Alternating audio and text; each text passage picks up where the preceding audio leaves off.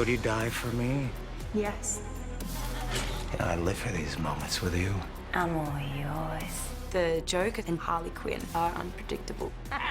They are the king and queen of Gotham City. Talk about a romance gone wrong. Come on, Puddin'! Shoot you in the face. Stupid bats, you're ruining date night! And then Joker's like even worse than that.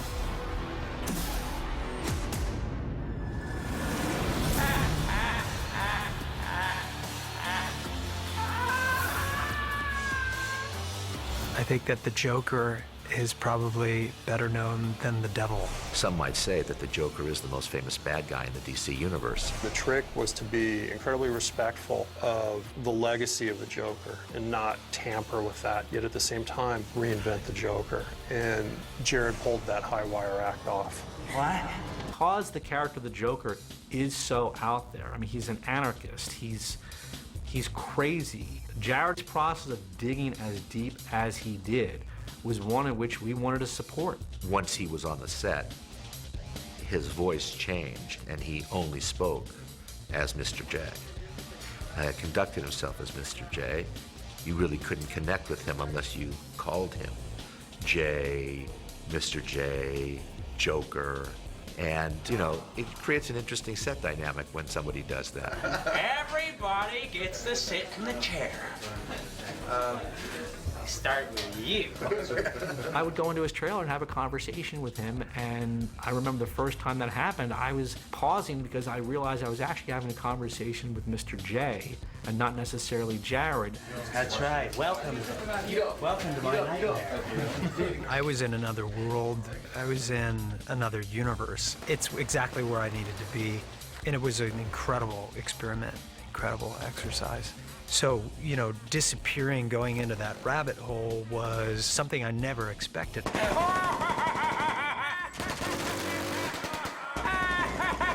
And when we started to discover who the Joker was and what his process was, we were all like, oh my God, this is freaking genius. I mean, what he was doing was genius. We continued, my friend. I have a feeling. To see the cast react to what Jared was doing in the way that they did, when they're all in a scene together, you can feel that energy, you can feel that terror that they feel about what he's gonna do next, who he is, how crazy he is. I could tell you, man. Joker as a modern guy who lives in our world who has a lot in common with contemporary gangsters and is of that culture. I can't wait. This is gonna be a lot of fun. When Jared came, the makeup and the hair was the first starting point, and that ended up leading the process with him. Free. Free, my man. Beautiful. Lamb chops.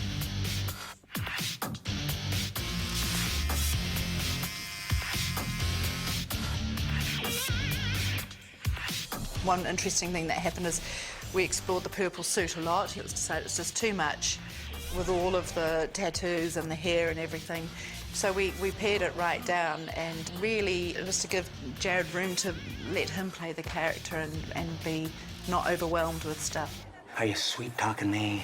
New addition, like only 5 or 6 years ago, she became a member of the Suicide Squad and really anchored that team in a brand new way. What a ride! Margot really settled into an incredibly difficult role. To be that spontaneous and be that humorous and be that soulful and be that powerful and tough, Margot worked very, very, very, very hard to get there. Boy, play with me. That is a whole lot of pretty and a whole lot of crazy. When I researched Harley Quinn and the origins of a Harlequin was always like to be like this mischievous little sidekick. And I thought it was important to keep that element that she always wants to be a sidekick to someone, but she's being really mischievous about it, and that's what she finds so fun. Harley Quinn. She seems nice. It was kind of cool because a lot of the other characters were obviously playing it like, I don't want to be here, I don't want to be with any of you guys, but for Harley, I played it that she was just like, yay, like first day of school, so many people to play with, this is gonna be great. Something tells me a whole lot of people are about to die. It was like walking into like a toy store and being like, what do I do first? I can mess with you, I can mess with you. Hey, if you like a girl, can you light her a cigarette with your pinky? Because that would be real classy. Her character, I mean, she's a complete psychopath in many ways. Yet there's something that like draws you in, right? She's a beautiful girl, but she's very self-destructive It's individual. really important to definitely explore her flaws, and David is the guy that's going to delve deeper than anyone for those flaws. So cool. I feel like human instinct sometimes to want to be portrayed in a positive light. Action.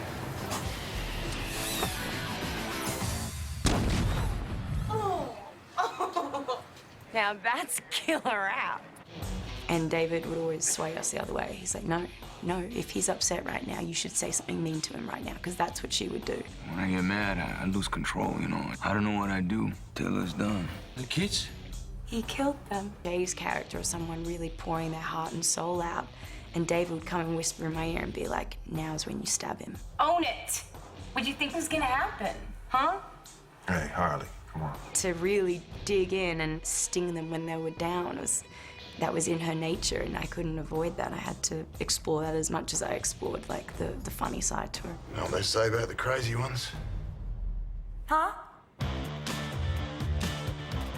The look is insane, and the hair and makeup was a real process. I mean, it was a 3-hour process every single day. We'd do the body paint, completely paint me white. Then there were 20 tattoos to put on, and a wig, and then the makeup, and then whatever cuts and bruises, you know, Harley had acquired by that point in the film. So 3-hour process. It was fun though. It's always like the best time to get into your character, and once you look like that, you kind of, I feel ready, like I feel like I'm Harley.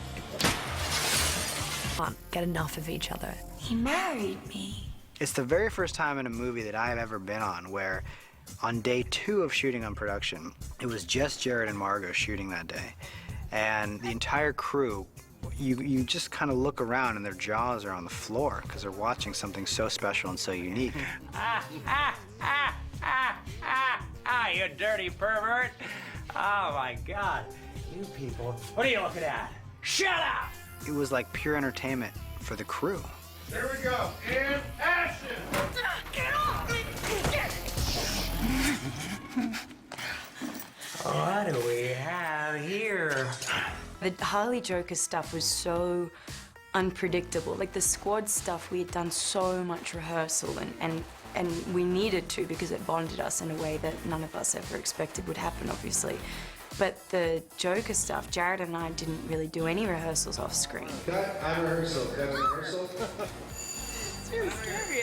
And it was perfect because then we would get in front of the camera and I didn't know what was gonna happen and he didn't know what was gonna happen. I don't think anyone really knew what was gonna happen. And that's why those scenes were so electric, because they were so unpredictable. A pretty phenomenal partner in this. I was really lucky to work with her.